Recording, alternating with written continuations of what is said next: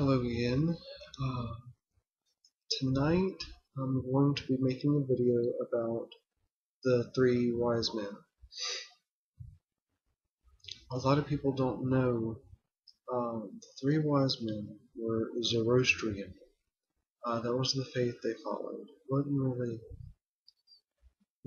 a religion. It was just a faith. Uh, if you go to BBC Religions, I'm going to post a link on my Facebook. It describes what Zoroastrianism is. Um, it's a very positive way of life, and they were astrologers. And a lot of history says that the Zoroastrians were fire worshippers, mainly because they dealt a lot with the phoenix. Um, it's a lot more complicated than they weren't fire worshippers. They respected fire. They respected all elements. Um, they respected fire. They really respected the phoenix. Uh, but I digress. The three wise men, they were Zoroastrian, worshippers of fire. Uh, they were astrologers, and they looked into the sky one night and saw that this is fact. They looked in the sky one night and saw that the phoenix was going to be born. Um, a godlike creature made in flesh was going to be born. These pagans, Zoroastrianism it's a monotheistic faith. They only have one God, but it's not Christian necessarily. Well, it wasn't at the time. They were pagans, astrologers. They saw in the sky he was going to be born. They decided they were going to bring him gifts and celebrate his birth, saying that he was going to die and he was going to rise again from the ashes. Um, so they brought him three gifts: gold, which is a metal closely regarded with the phoenix. Um, they brought him myrrh and frankincense, which are very, very important to the phoenix. They come from the phoenix. They brought him gifts of gold, frankincense, and myrrh. Uh, Now, these were pagans that sought the Anointed One and traveled from a far distance, following a star. First, we'll say they went out on faith. They they had faith that the phoenix was going to be born, made flesh. God was going to be made flesh. And in faith, these pagans set out across country on camelbacks with their gifts. They didn't know that he was going to be there. They followed the stars. Now you walk outside and tell me there's a star that you'll follow. They set out following a star. Completely blind faith. Not, like I said, Zoroastrianism really isn't a religion, it's a faith. They went out on faith, without religion. They hoped, they set out on hope. They hoped he would be underneath that star. They hoped that when they reached this destination, that it's all true. He's born. He's made flesh. They get to see it with their own eyes. They're excited. They are pagans. And then lastly, they set out in love. Because that's what Zoroastrianism is all about, really. It's about love. Essentially what Zoroastrianism used to be is it used to be the belief, the faith, that one day good would conquer evil. That one day after everything is said and done, evil will be eradicated. And all that will be left is goodness and love. That's all they set out in love. when they saw him, when they approached him in a manger, nonetheless, when they approached him, they saw this wonderful creature made flesh. They get to see it. How jealous anyone would be. And now let me play devil's advocate for one moment.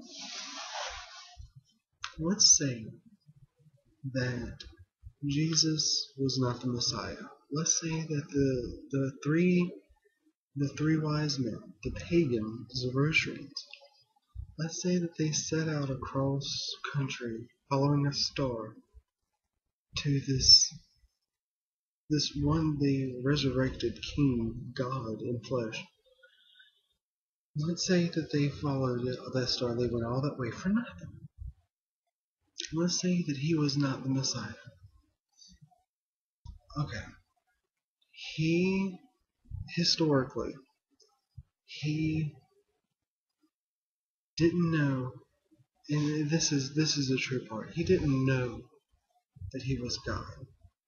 Jesus went to the cross in faith, in hope, and love. He was ministered to by angels when he was little. He started teaching in temple when he was 12. He knew that he had a purpose from a young age. He crawled up on this cross, getting beaten to death almost by the Romans, whipped, cat o' nine. Look it up. That's not a pleasant object whatsoever. Cat o' nines. He got nailed to a cross and stoned. A lot of people don't know that, but it was law. I can't really remember now, but it was law that I think it was the firstborn male. That's the one. That's the part I'm unsure of. Would go and they would stone anyone accursed of God, and historically that's what he was. He was accursed of God. So that meant every Israelite that had to go get a rock and stone him. He did not look human at the end of this. And let's say he did all this for nothing. Let's say he didn't. He did this because he believed. He believed so strongly that he was going to die. And no matter what we do in our life, no matter what, he can cover the cost. He can take away whatever you do. You're not perfect. I'm not perfect. I'm horrible. I am a horrible person. But he can take away whatever I do wrong. It doesn't give me the right to go out and murder, or it doesn't give me the right to go out and steal. But I don't need religion to tell me that these things are wrong. Let's say he didn't do it. Let's say he did it for nothing. Let's say he did it for nothing. He believed so strongly that he went to his death for it. If you're lost and low in life, isn't that worth getting behind? Do you know the difference? If you can see clearly, with no religion attached to it, isn't it worth getting behind? If he rose 3 days later, that's where the faith part comes in. If he rose 3 days later, and no matter what you do, you're not perfect. The people that go to church that you hate so much, all the perfect little people, that's all an act, though. That is all an act. A true Christian knows that they are a sinner, saved by grace alone, saved by his sacrifice, his faith, that he went to the cross and died so horribly for. All you have to do is believe. That's it. Everyone loves John 3:16. 17 is so much more. I wouldn't say it's more important, but it's important enough to remember. He didn't come to judge. He came that we might have life through him. I'm gonna break it down into something else. No, I'm not gonna break it down into anything else tonight. Uh, if isn't that a big, big question?